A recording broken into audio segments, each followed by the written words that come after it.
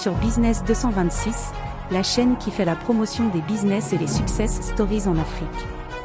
Si tu es nouveau ici, abonne-toi et active la cloche de notification car sur cette chaîne YouTube on parle et on partage des idées de business très inspirantes que vous pouvez mettre en place afin d'augmenter vos revenus, grossir votre compte bancaire et même atteindre la liberté financière. Excusez-moi, j'ai l'habitude de vous dire ici que le danger n'est pas loin, l'ennemi n'est pas loin, ton rival n'est pas loin, ton Tchango n'est pas loin. Voilà un gars qui a immigré à la diaspora. Pendant 4 ans, il est resté en France ici, il n'avait pas les kaolos. Mais il workait. Donc tout l'argent qu'il workait ici, il envoyait ça au bled. On gardait pour lui dans son compte. Le gars là a ramassé l'argent. Quand il a eu ses premiers kaolos, il prend ses pieds, il part au Cameroun, il achète son terrain, il commence à construire sa maison avec l'argent qu'il a épargné. Il revient en France ici. Il a son frère aîné à qui il confie son chantier. Donc chaque fois, il envoie l'argent à son frère. Son frère vraiment gère bien le chantier. La maison finie. Le gars l'a fait 2 conteneurs. Il meuble sa maison. Il dit à son frère que papa, pour le moment, je n'en ai pas besoin. Comme c'est toi qui as suivi les travaux, habite dans la maison là en attendant. Son frère habite là. Erreur. Son frère amène sa femme. 1 enfant, 2 enfants, 3 enfants, 4 enfants, 5 enfants dans la maison de son frère. Quand son frère vient en Afrique, il est à l'hôtel pour ses 2 semaines de vacances. Il laisse son frère habiter chez lui. À un certain moment, le gars a fait la rencontre d'une fille au Cameroun. Il tombe amoureux. Il commence à faire les allers-retours. Les allers-retours. Pendant toutes ces années, son frère habite chez lui. Là où je vous parlais là, son premier fils a 17 ans. Ça veut dire que ça va faire au moins 20 ans qu'il habite chez son frère. Donc son frère lui dit, ah, tu sais la fille que moi j'ai rencontrée au pays là-bas, elle me plaît.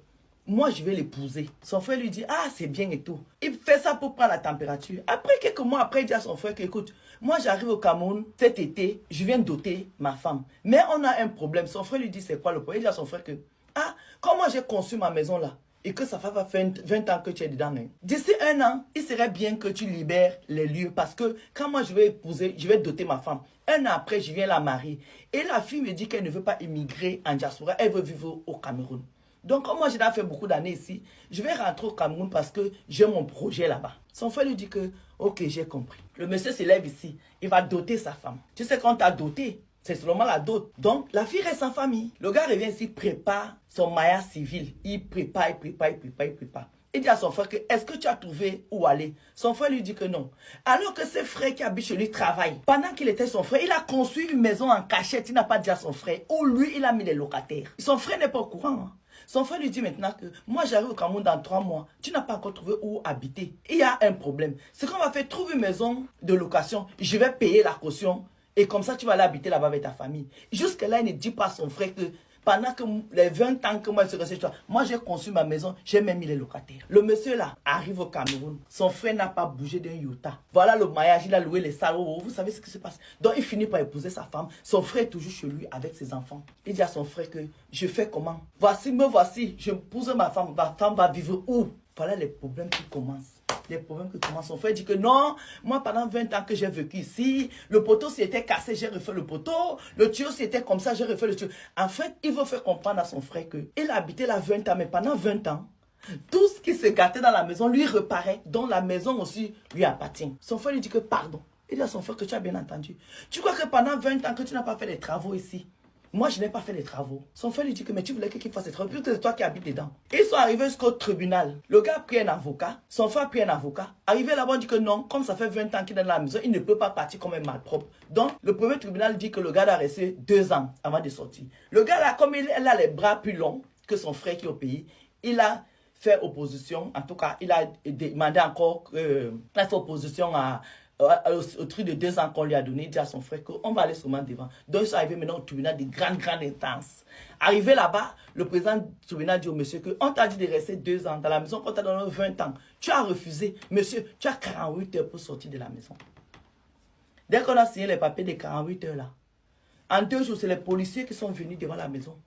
Ils portaient les trucs sur la tête. Et c'est le jour-là que son frère découvre qu'en fait, son frère qui est chez lui depuis 20 ans, qui refuse de libérer sa maison, avait conçu une maison, il y avait les locataires. Vous avez compris avec quoi? On peut faire ça.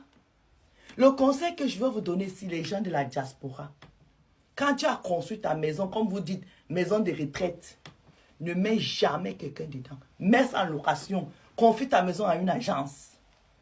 La seule personne que tu peux mettre dedans, c'est ta mère. Mais les autres, les frères, les cousins, tout ça, tu ne mets pas. Parce que quand ils commencent à accoucher les enfants chez vous, ils ne sortent plus de chez vous. Ça devient les problèmes. C'est comme ça que la sorcellerie commence. C'est comme ça que vous finissez au tribunal. C'est comme ça, et c'est comme ça que tu peux perdre un frère, une soeur. Vous ne vous parlez plus à cause d'une histoire de maison. Vous avez compris? Investissez là où vous avez vos enfants. Tu investis au pays pour tes derniers jours, mets en location. Ou bien tu fermes, tu mets le gardien. Le jour où tu pars en vacances, un mois, tu ouvres. Tu ailles comme ça là, bam, tu rentres dedans. Vous avez compris, non? Les trucs, ça détruit les familles. Voilà un monsieur qui était bien avec son grand frère, qui a bien suivi ses travaux. À cause de monsieur dehors, les voici aujourd'hui. On peut être malhonnête comme ça. Coiffure de la gloire, maman, bisous.